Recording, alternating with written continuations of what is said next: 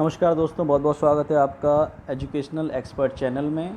Class 9 की science हम लोग पढ़ा रहे हैं और उसी की सीरीज़ में अब ये 5वां और अंतिम वीडियो हम लेकर के आए हैं आपके लिए। तो यदि आप चैनल पर नए हैं तो आप प्लीज़ चैनल को सब्सक्राइब करें। यदि वीडियो पसंद आए तो उसको लाइक करें, अपने दोस्तों के साथ शेयर करें और इसी प्रकार से नई नई वीडियो प्राप्त करने के लिए हमारे साथ बने रहें, जुड़े रहें। आज का जो टॉपिक है वो है वाष्पीकरण। वाष्पीकरण क्या होता है कि जब कोई पदार्थ अपनी द्रव अवस्था से गैसीय अवस्था में परिवर्तित हो जाता है बिना किसी ताप या दाब के परिवर्तन के, यानी बिना ताप और दाब लगाए जब वो अपनी द्रव अवस्था से गैसीय अवस्था में परिवर्तित हो जाता है तो उसे हम वाष्पीकरण कहते हैं। चलिए शुरू करते हैं। पदार्थ की अवस्था बदलने के लिए क्या सदैव ऊष्मा देना या दाब बदलना आवश्यक है? क्या अपने दैनिक जीवन से आप ऐसा कोई उदाहरण दे सकते हैं जिसमें बिना क्वथनांक पर, क्वथनांक क्या होता है, जिस ताप पर कोई द्रव उबलता है उसे उस द्रव का क्वथनांक कहते हैं। तो बिना उस ताप पर पहुँचे, क्वथनांक पर पहुँचे, क्या कोई द्रव वाष्प अवस्था में बदल सकता है? क्या वो गैस में कन्वर्ट हो सकता है? जल को खुला छोड़ देने पर ये धीरे धीरे वाष्प में परिवर्तित हो जाता है। आपने देखा होगा कभी कभी जैसे गर्मियों के दिनों में छत पर जैसे आप थोड़ा सा पानी रह जाता है तो कटोरी वगैरह में वो उड़ जाता है भाप बन करके। या गर्मियों को अलावा अगर किसी अन्य मौसम जैसे सर्दियां हैं या कोई अन्य सूखा मौसम है तो उसमें भी यदि आप थोड़ा सा पानी कहीं पर पड़ा हुआ है, फैल गया है, तो वो भी धीरे धीरे वाष्पित होकर के उड़ जाता है। वहाँ पर हमें उसे गर्म करने की या दाब लगाने की ज़रूरत नहीं होती है, वो स्वतः ही वाष्प में परिवर्तित हो जाता है। गीले कपड़े सूख जाते हैं। गीले कपड़े सूख जाते हैं जब आपने कपड़ों को जो कि पूरी तरह से भीगे हुए होते हैं सुखाने के लिए डालते हैं। धूप निकल रही हो या नहीं निकल रही हो, अगर धूप निकलती है तो बहुत जल्दी सूखते हैं, बट अगर नहीं निकल रही हो, केवल हवा चल रही है, तो भी वो गीले कपड़े सूख जाते हैं। इन दोनों उदाहरणों में जल का क्या हुआ? हम जानते हैं कि पदार्थ के कण हमेशा गतिशील होते हैं, मतलब लगातार गति करते रहते हैं और कभी भी रुकते नहीं हैं। एक निश्चित मात्रा पर गैस, द्रव या ठोस के कणों में विभिन्न मात्रा में गतिज ऊर्जा होती है। द्रवों में सतह पर स्थित कणों के कुछ अंशों में इतनी गतिज ऊर्जा होती है कि वे कणों के आकर्षण बल से मुक्त हो जाते हैं। मतलब वो इतनी ज़्यादा उनके अंदर स्पीड आ जाती है कि वो कणों का जो आकर्षण बल होता है जिसकी वजह से वो बंधे होते हैं उससे भी मुक्त हो जाते हैं। क्वथनांक यानी कि जो बॉइलिंग पॉइंट है जिस पर कोई चीज़ उबलती है, क्वथनांक से कम तापमान पर द्रव के वाष्प में परिवर्तित होने की इस प्रक्रिया को वाष्पीकरण कहते हैं। तो वाष्पीकरण किसे कहते हैं? यानी कि जब कोई द्रव, कोई बहने वाला पदार्थ बिना उबले, बिना उस तापमान पर पहुँचे, बिना अपने क्वथनांक के तापमान पर पहुँचे सीधा ही गैस में परिवर्तित हो जाता है, तो वो प्रक्रिया को हम वाष्पीकरण कहते हैं। ठीक है। वाष्पीकरण को प्रभावित करने वाले कारक। तो उम्मीद करता हूँ वाष्पीकरण आपको समझ में आ गया होगा। वाष्पीकरण में क्या होता है कि कोई भी द्रव अपने क्वथनांक पर पहुँचने से पहले ही भाप में परिवर्तित हो जाता है, तो वो प्रक्रिया वाष्पीकरण कहलाती है। वाष्पीकरण को प्रभावित करने वाले कारक, यानी कि वाष्पीकरण किन किन चीज़ों के द्वारा प्रभावित होता है, एक क्रियाकलाप के माध्यम से इसे समझते हैं। एक प्रणाली है, उसमें हम 5 ml जल ले लें और इसे खिड़की के पास पंखे के नीचे रख दें। ठीक है। दूसरा, एक चीनी मिट्टी की प्याली में 5 ml जल रखकर उसे खिड़की के पास या पंखे के नीचे रख दें। तीसरा, खुली चीनी मिट्टी की प्याली में 5 ml जल रखकर उसे अपनी कक्षा की किसी अलमारी के अंदर रख दें। कमरे का तापमान नोट करें। इन सभी परिस्थितियों में वाष्पीकरण में लगे समय या दिन को नोट करें, कितने दिन में या कितने समय में वो पानी भाप बन के उड़ेगा। बारिश के दिन में भी ये क्रियाकलाप करके देखें। वाष्पीकरण के निम्नलिखित तथ्यों के बारे में आप क्या अनुमान लगा सकते हैं? तापमान का क्या प्रभाव पड़ता है? सतह का क्या प्रभाव पड़ता है, यानी उसका जो सरफेस है पानी का उसका क्या प्रभाव पड़ता है? वायु की जो चाल है उसका क्या प्रभाव पड़ता है? ठीक है। जब आप ये पूरा एक्सपेरिमेंट कर लेंगे तो आपको क्या जानकारी प्राप्त होगी? आपने ध्यान दिया होगा कि वाष्पीकरण की दर यानी वाष्पीकरण की जो स्पीड है वो निम्नलिखित के साथ बढ़ती और घटती है। देखिए कैसे, इसमें है सतह क्षेत्र बढ़ने पर।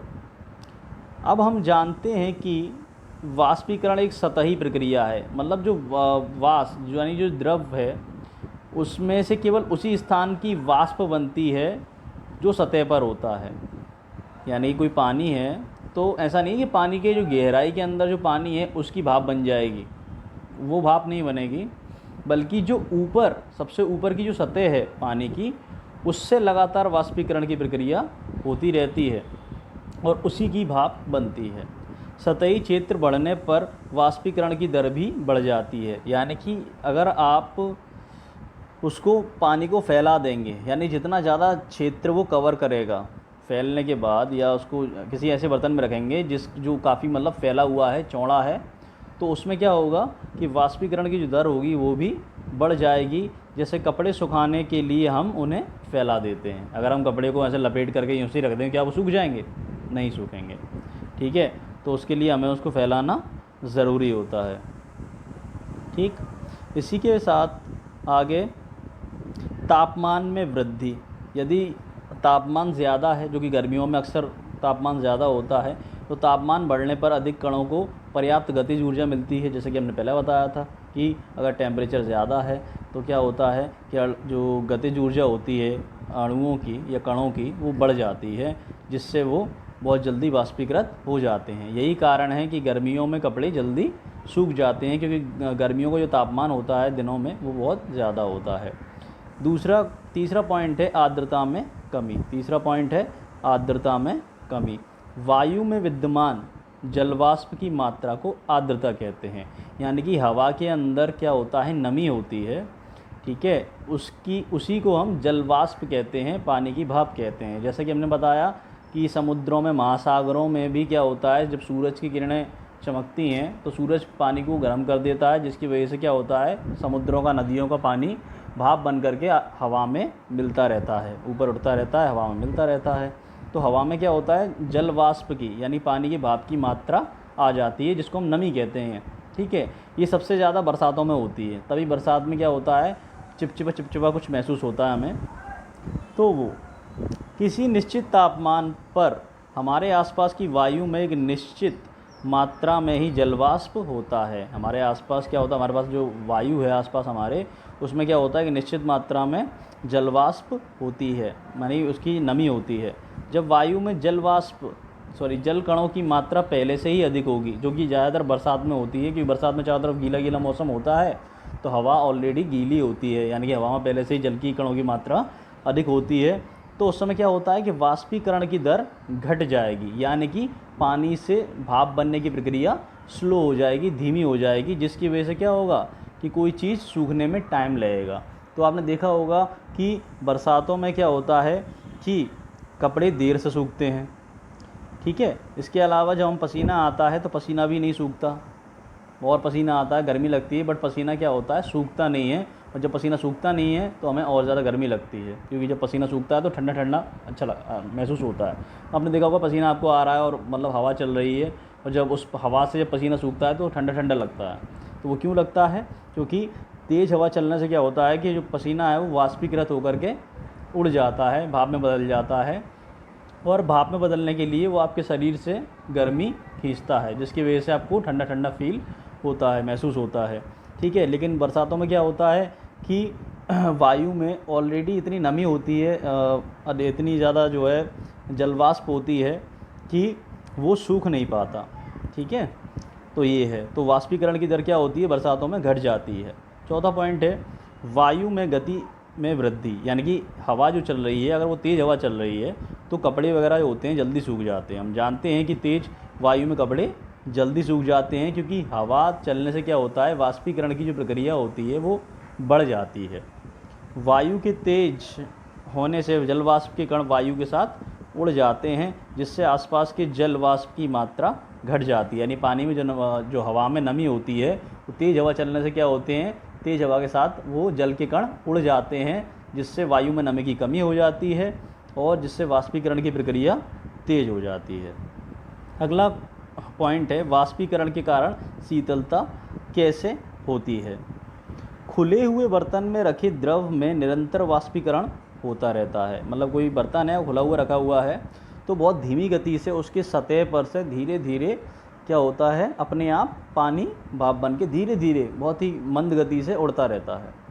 वाष्पीकरण के दौरान कम हुई ऊर्जा को पुनः प्राप्त करने के लिए द्रव के कण अपने आसपास से ऊर्जा अवशोषित कर लेते हैं।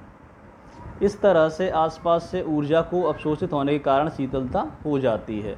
आपने देखा होगा सर्दियों में जब बर्फ़ गिरती है तो आप जो बर्फीले एरिया हैं, जम्मू कश्मीर है, मनाली, सिक्किम है ना, और जो उत्तरी हिमालय के आसपास का जो क्षेत्र है वहाँ पर जब बर्फ़ पड़ती है तो बर्फ़ जब पड़ती है उस समय जो टेम्परेचर मतलब होता है वो इतनी सर्दी नहीं लगती है। सर्दी लगती है कब, जब बर्फ़ पिघल जाती है या पिघलती है तो सर्दी बढ़ जाती है। ऐसा क्यों होता है, क्योंकि बर्फ़ को पिघलने के लिए ऊष्मा की आवश्यकता होती है। ठीक है, बर्फ़ को पिघलने के लिए ऊष्मा की आवश्यकता होती है तो वो ऊष्मा कहाँ से लेगी, अपने आसपास का जो वातावरण है उससे बर्फ़ पिघलने के लिए ऊष्मा लेती है, जिसकी वजह से क्या होता है, आसपास के वातावरण से जो ऊष्मा है वो कम हो जाती है और ठंड बढ़ जाती है। ठीक है, तो वही चीज़ है। एक और उदाहरण देखिए यहाँ पर दे रखा है कि जब आप एसीटोन मतलब जो थिनर होता है नाखूनों से नाखून छुड़ाने वाला या नाखून हटाने की पॉलिश वाले द्रव, जो एसीटोन कहते हैं केमिकल लैंग्वेज में, अगर उसको हम अपनी हथेली पर गिराते हैं तो ठंडा ठंडा लगता है। देखा होगा आपने गिरा करके, ठंडा ठंडा लगता है। इसके कण आपकी हथेली या उसके आसपास से ऊर्जा प्राप्त कर लेते हैं और वाष्पीकृत हो जाते हैं, जिससे हथेली पर शीतलता महसूस होती है। अच्छा, एसीटोन है या अल्कोहल है, जो सैनिटाइज़र वगैरह होते हैं, तो इसमें क्या होता है कि इनकी वाष्पीकृत होने की स्पीड बहुत ज़्यादा होती है। मतलब ये गिरते ही तुरंत वाष्पीकृत हो जाते हैं। मतलब इनका जो बॉइलिंग पॉइंट होता है, क्वथनांक होता है, बहुत कम होता है, जिसकी वजह से ये थोड़े से ही मतलब ताप से वाष्पीकृत हो जाते हैं, भाप में परिवर्तित हो जाते हैं। ठीक है, तो जैसे ही मतलब ये आपके हाथ पर गिरते हैं तो आपके शरीर की गर्मी से ही वाष्पीकृत होकर के उड़ जाते हैं और उस हिस्से पर यानी आपकी हथेली पर जो ऊष्मा थी वो वाष्पीकृत होकर के जो एसीटोन है उन्होंने ले ली, तो वो जो हिस्सा होगा आपका वो ठंडा हो जाएगा, उसका टेम्परेचर कम हो जाएगा, जिसकी वजह से आपकी जो हथेली है या जहाँ पर भी जिस हिस्से पर आप जो है थिनर डालते हैं या कोई अल्कोहल या सैनिटाइज़र छिड़कते हैं तो वहाँ पर जो है आपको ठंडा ठंडा महसूस होता है। तेज़ धूप वाले गर्म दिन के बाद लोग अपनी छत या खुले स्थान पर जल छिड़कते हैं। गर्मियों में अक्सर आपने देखा होगा तो लोग अक्सर छत पर सोते हैं और दिन में जब धूप की तपन से छत तप जाती है तो क्या होता है कि लोग वहाँ पर पहले पानी का छिड़काव करते हैं। ऐसा क्यों करते हैं, क्योंकि जल के वाष्पीकरण की गुप्त ऊष्मा गर्म सतह को शीतल बनाती है। क्योंकि जब हम जल उस पर छिड़केंगे तो जल क्या करेगा, वाष्पीकृत होगा, और वाष्पीकृत होने के लिए वो ऊष्मा किससे लेगा, छत की जो सतह है उससे ऊष्मा लेगा, और जब उससे जो छत है उसकी जो गर्मी होगी वो जल के द्वारा सोख करके निकाल दी जाएगी, जिससे जो छत होगी वो कैसी हो जाएगी, ठंडी हो जाएगी। ठीक है, तो क्या आप वाष्पीकरण के कारण शीतल होने के और उदाहरण दे सकते हैं, तो आप ट्राई करिएगा। गर्मियों में हमें सूती कपड़े क्यों पहनने चाहिए। सूती कपड़े मतलब कॉटन के, है ना, सूती कपड़े कॉटन के कपड़े होते हैं, कपास के होते हैं, तो वो हमें गर्मियों में क्यों पहनने चाहिए। देखिए इसमें कारण दिया हुआ है, शारीरिक प्रक्रिया, यानी गर्मियों में जो भी काम करते हैं रोज़मर्रा के, उसके कारण गर्मियों में हमें ज़्यादा पसीना आता है गर्मी की वजह से।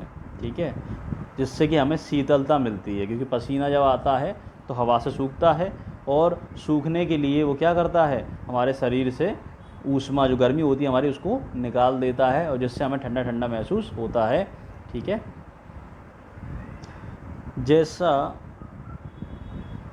कि हम जानते हैं कि वाष्पीकरण के दौरान द्रव की सतह के कण हमारे शरीर या आसपास से ऊर्जा प्राप्त करके वाष्प में बदल जाते हैं, है ना। पसीना जब आता है तो जो लिक्विड फॉर्म में होता है तो वाष्पीकृत होने के लिए हमारे शरीर से ऊष्मा लेता है और वो हमारे शरीर को ठंडा कर देता है, क्योंकि गर्मी उससे निकल जाती है। वाष्पीकरण की प्रसुप्त ऊष्मा यानी गुप्त ऊष्मा जो होती है के बराबर ऊष्मीय ऊर्जा हमारे शरीर से अवशोषित हो जाती है, जिससे शरीर शीतल हो जाता है। कपड़ों में जल का अवशोषण अधिक होता है, इसलिए हमारा पसीना इसमें अवशोषित होकर वायुमंडल में आसानी से वाष्पीकृत हो जाता है। ठीक है। सूती कपड़ों में क्या होता है, जल ज़्यादा अब्जॉर्ब होता है। सूती कपड़े जो होते हैं पानी को अधिक सोखते हैं, इसलिए क्या होता है कि हमारा जो पसीना है इसमें ज़्यादा अच्छी तरह से अब्जॉर्ब हो जाता है, सोख लिया जाता है। सारा पसीना जो है हमारे सूती कपड़ों में आ जाता है। उसके बाद जब हवा चलती है तो वो सूती कपड़े हवा से सूख जाते हैं। ठीक है। तो इसलिए क्या होता है कि हमारा शरीर जो है ठंडा रहता है, और सूखने के लिए वो जो हीट लेते हैं वो हमारे शरीर से ही लेते हैं, जिसकी वजह से हमारा शरीर की गर्मी बाहर निकलती रहती है और शरीर ठंडा बना रहता है। बर्फीले जल से भरे गिलास की बाहरी सतह पर जल की बूंदें नज़र क्यों आती हैं? किसी बर्तन में हम बर्फीला जल रखते हैं, मान लीजिए हमने गर्मियों के दिन हैं और उसमें हमने क्या किया, ऐसे ठंडा पानी पीते हैं नॉर्मली लोग, तो ठंडा चिल्ड पानी एक गिलास में भर के रख लेते हैं। तो थोड़ी देर बाद हम क्या देखते हैं कि उस पर पानी की बूंदें बूंदें से बन जाती हैं। जल्दी ही बर्तन की बाहरी सतह पर जल की बूंदें नज़र आने लगेंगी। वायु में उपस्थित जलवाष्प की ऊर्जा, यानी कि हवा के अंदर वायु में जो नमी होती है, जो वायु के अंदर जो जलवाष्प होती है वो क्या होगा कि गिलास से टकराएगी, और गिलास कैसा है, ठंडा है, जबकि वायु कैसी है, गर्म है। तो जब वो जो नमी होगी वो जब ठंडे गिलास से टकराएगी तो क्या होगा कि वो जो नमी है, जो गैस के रूप में जो है हवा में मौजूद है, वो पानी से टकरा करके ठंडी हो जाएगी, और ठंडी होकर के क्या होगा, वो बूंद के रूप में बदल जाएगी। तो पानी के संपर्क में आकर कम हो जाती है, यानी उसका टेम्परेचर है वो कम हो जाता है और ये द्रव अवस्था में बदल जाता है, जो हमें जल की बूंदों के रूप में नज़र आता है। ठीक है। तो उसी के साथ ये चैप्टर जो है हमारा क्लियर होता है। अब इसकी एक्सरसाइज पर ध्यान दे लेते हैं, इसके क्वेश्चन। ठीक है। गर्मियों के दिन में और शुष्क दिनों में कूलर अधिक ठंडा क्यों करता है? तो गर्मियों के दिन जो होते हैं उसमें क्या होता है कि वाष्पीकरण की जो दर होती है वो बढ़ जाती है। वाष्पीकरण की दर बढ़ जाती है क्योंकि हवा में नमी की मात्रा लगभग 0 हो जाती है। तो होता क्या है कि जब कूलर चलता है, गर्म शुष्क दिन में कूलर अधिक ठंडा क्यों करता है? तो गर्मियों में क्या होता है कि वाष्पीकरण की दर तेज़ हो जाती है, क्योंकि एक तो तापमान ऑलरेडी बहुत ज़्यादा होता है, इसके अलावा वायु में नमी बिल्कुल ना के बराबर होती है, जिसकी वजह से क्या होता है कि जो भी पानी होता है बहुत जल्दी से वाष्पीकृत होता है। कूलर जब चलता है तो हवा जो बाहर से आती है वो जल से भीग जाने के कारण कैसे हो जाती है, थोड़ी सी नमी प्राप्त कर लेती है, और जब वो अंदर आती है कमरे के अंदर, तो कमरे की जो हीट होती है उससे वो हीट वो लेकर के वो जो नमी होती है वो वाष्पीकृत हो जाती है, जिससे कमरा अधिक ठंडा हो जाता है। सेम प्रक्रिया गर्मियों में घड़े का जल ठंडा क्यों होता है? इसमें भी ऐसे ही होता है। गर्मियों में घड़े का जल ठंडा क्यों होता है? होता क्या है कि गर्मियों में वाष्पीकृत की जो प्रक्रिया है वो तेज़ हो जाती है। अच्छा, जो घड़ा होता है वो मिट्टी का बना होता है, और मिट्टी में बहुत ही महीन महीन छेद होते हैं, रंध्र होते हैं, जिनके द्वारा जो पानी होता है घड़े के अंदर वो धीरे धीरे रिस कर बाहर की तरफ आता रहता है और वाष्पीकृत होता रहता है। तो वाष्पीकृत होने के लिए वो ऊर्जा, उसको ऊष्मा चाहिए होती है, और वो ऊष्मा कहाँ से ली जाती है? घड़े के अंदर जो पानी होता है उसमें से वो ऊष्मा ली जाती है, जिससे घड़े के अंदर का पानी ठंडा हो जाता है। इसी प्रकार से हाथ पर एसीटोन, अल्कोहल या पेट्रोल या इत्र डालने पर हमारी हथेली ठंडी क्यों हो जाती है? तो इसलिए हो जाती है कि एसीटोन, पेट्रोल, इत्र या कोई भी अन्य ऐसा ही पदार्थ जैसे सैनिटाइज़र हो गया, अल्कोहल हो गई, तो इनकी जो है क्वथनांक बहुत ही निम्न होता है।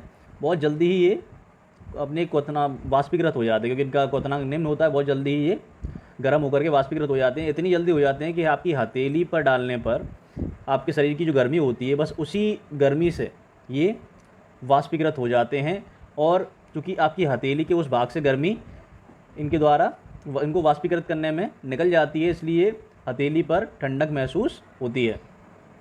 कप की अपेक्षा प्लेट से हम गर्म दूध या चाय जल्दी क्यों पी लेते हैं?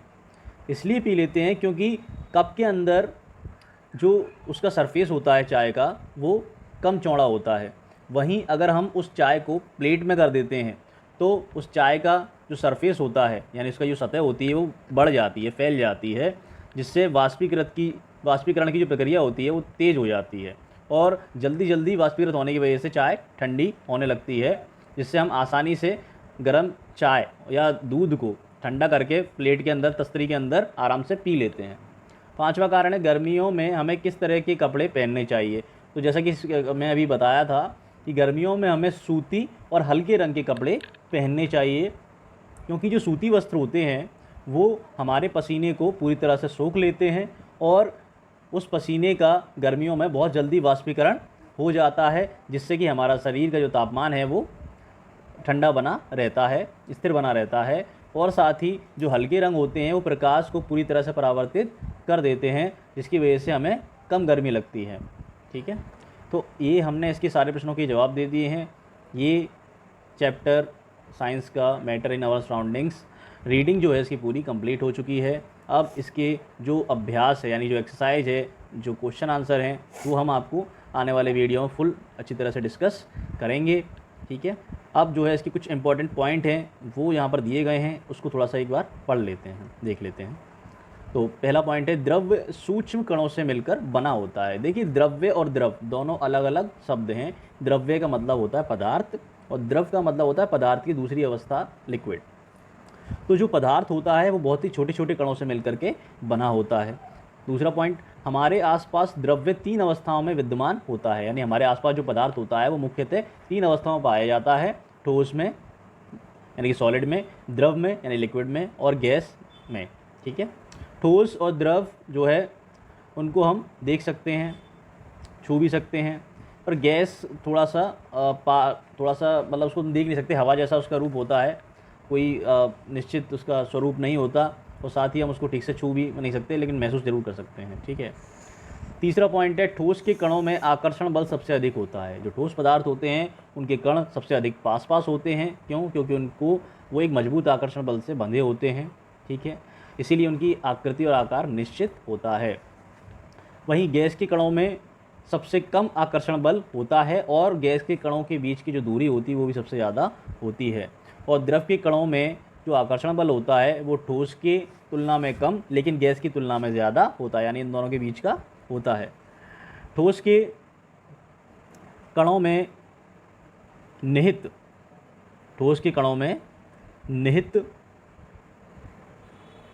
करने वाले कणों के बीच का रिक्त स्थान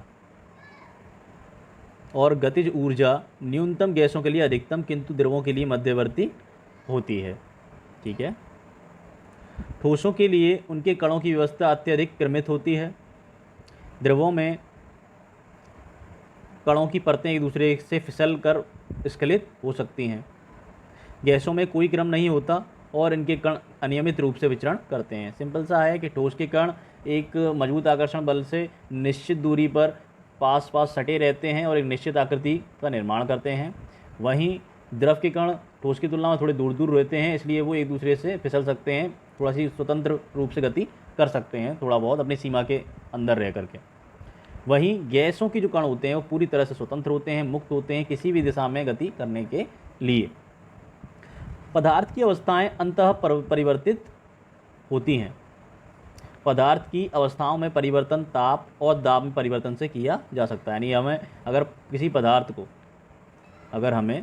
पदार्थ को ठोस से द्रव और द्रव से गैस में परिवर्तित करना है तो हमें मुख्यतः उसके ताप और दाब में परिवर्तन करना पड़ेगा। ताप बढ़ाने पर ठोस द्रव में और ताप बढ़ाने पर द्रव गैस में परिवर्तित हो जाता है। वहीं ताप घटाने पर गैस को ठंडा करेंगे तो द्रव में, और ठंडा करेंगे द्रव को तो वो ठोस में परिवर्तित हो जाएगा।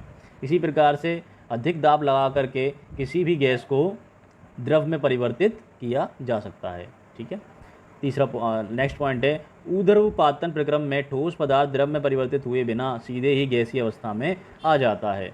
ठीक है, तो वह प्रक्रिया जिसमें कोई ठोस पदार्थ द्रव में बदले बिना, यानी कि बिना पिघले, बिना लिक्विड बने सीधे गैस में गैसीय अवस्था में आ जाता है, गैस बन जाता है, उस प्रक्रिया को हम ऊर्ध्वपातन या सब्लिमेशन कहते हैं, जैसे कि कपूर। ठीक है। इसके बाद अगला पॉइंट है निक्षेपण।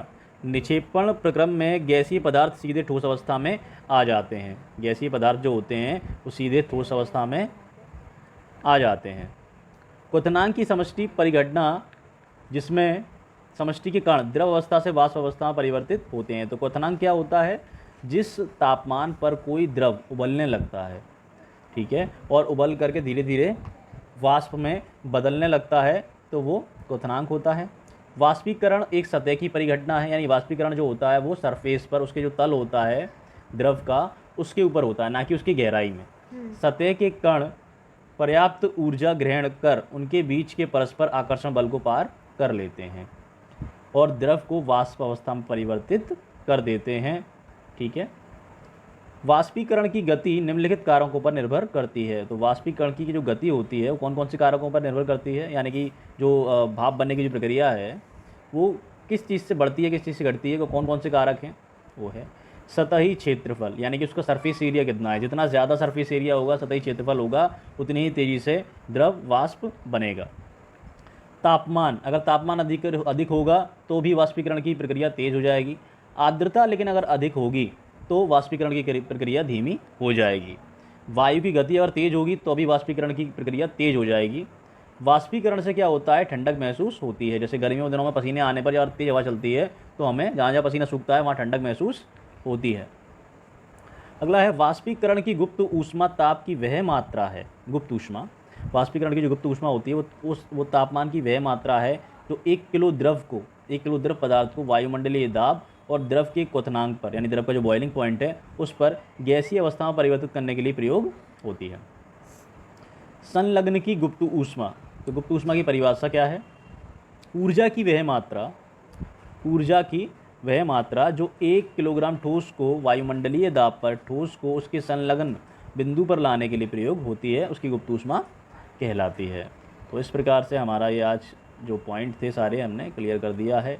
इसके अलावा यहाँ पर कुछ मापने योग्य राशियाँ दी हुई हैं, उनके मात्रक दिए हुए हैं, जिनकी नॉलेज या जिनको हमें याद कर लेना है या इनका ज्ञान हमें याद होने चाहिए, क्योंकि आने वाले पाठों में इसकी ज़रूरत पड़ने वाली है। तो भौतिक राशियाँ कितनी हैं? 1 2 3 4 5 6 7 भौतिक राशियाँ हैं। तो पहले नंबर की तापमान है। तापमान को इंग्लिश में टेम्परेचर कहते हैं, ये एक भौतिक राशि है और इसको नापा जाता है केल्विन में, जिसको के से दिखाते हैं। दूसरी है लंबाई। लंबाई को मीटर में नापा जाता है, इसको स्मॉल m से दिखाते हैं। सन्हति मतलब द्रव्यमान, ठीक है, इसको किलोग्राम में नापा जाता है, इसको केजी से दिखाते हैं। भार मतलब वेट, ठीक है। द्रव्यमान और भार में अंतर क्या है कि द्रव्यमान केवल द्रव्यमान है, ठीक है, यानी कि कोई चीज़ जैसे कोई भी वस्तु है वो जिस चीज़ से मिलकर के बनी है और उस वस्तु के अंदर जिस चीज़ से मिलकर के बनी है उस पदार्थ की जो मात्रा है, उसके जितने परमाणु है, उसकी मात्रा, उसकी टोटल गिनती जो है उसको द्रव्यमान कहते हैं, जिसको हम किलोग्राम में नापते हैं। भार क्या होता है? पृथ्वी जो है वो हर एक वस्तु को अपनी ओर खींचती है, तो हर वस्तु को अपनी तरफ खींचने में जो बल लगता है वो, यानी गुरुत्वाकर्षण बल और द्रव्यमान, इसका जो गुणनफल होता है, उन दोनों को मिला करके इस गुणनफल को ही हम भार कहते हैं, जिसको न्यूटन में नापा जाता है। वहीं हम बात करें आयतन की, तो आयतन लंबाई गुणे चौड़ाई गुणे ऊंचाई, तीनों दिशाओं की, तीनों विमाओं की जो गुणनफल होता है उसको हम आयतन कहते हैं, जिसको हम घन मीटर क्यूब में नापते हैं। घनत्व को किलोमीटर प्रति घन मीटर में नापते हैं और दाब को पास्कल में नापते हैं। तो ये आपको याद रखना है। इसी के साथ हमने ये चैप्टर आज पूरा किया है। उम्मीद करता हूँ कि ये जो 5 वीडियो हमने बनाई हैं उस पर हमने पूरी तरह से प्रयास किया है, अच्छी तरह से हर एक चीज़ को एक्सप्लेन करने का, हर एक पॉइंट को समझाने का। उम्मीद करता हूँ आपको समझ में आया होगा।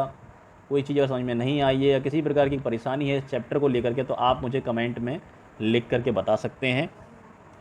और यदि आपको वीडियो पसंद आया है और हमारे प्रयास आपको अच्छा लगा है तो कृपया करके हमारा समर्थन कीजिए, वीडियो को लाइक करिए, शेयर करिए और सब्सक्राइब करिए, जिससे हम आगे भी इसी तरह की वीडियो बनाते रहें। क्योंकि देखिए मोटिवेशन हमें आपसे ही मिलेगी और यदि आप मोटिवेट करेंगे तो ही हम आगे काम करने के लिए थोड़े से प्रेरित हो पाएंगे। तो चलिए इसी के साथ अपना ध्यान रखिए, स्वस्थ रहिए। अगली वीडियो में मिलते हैं। इसके अभ्यास प्रश्नों को हम अगली वीडियो में हल कराएंगे। तब तक के लिए धन्यवाद।